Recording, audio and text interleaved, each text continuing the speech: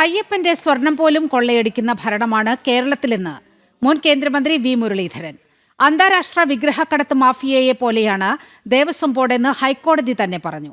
ശബരിമലയിൽ സ്ത്രീകളെ പ്രവേശിപ്പിക്കാൻ എൻ വാസുവിന്റെ നേതൃത്വത്തിൽ ശ്രമം നടന്നതായും അദ്ദേഹം ആരോപിച്ചു.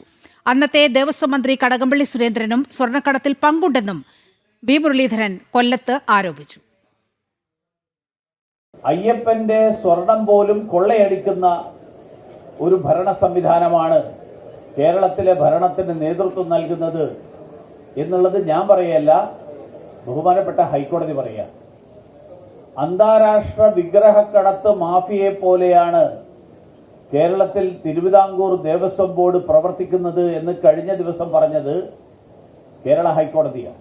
ആചാര ലംഘനം നടത്തി സ്ത്രീകളെ പ്രവേശിപ്പിക്കണം എന്നുള്ള CPMന്റെ തീരുമാനത്തെ പോലീസുകാരുടെ സംരക്ഷണത്തോടുകൂടി ആ കാലഘട്ടത്തിൽ ശബരിമലയിലേക്ക് സ്ത്രീകളെ പ്രവേശിപ്പിക്കാൻ എൻ വാസുവിന്റെ നേതൃത്വത്തിൽ അന്ന് ശ്രമം നടന്നു.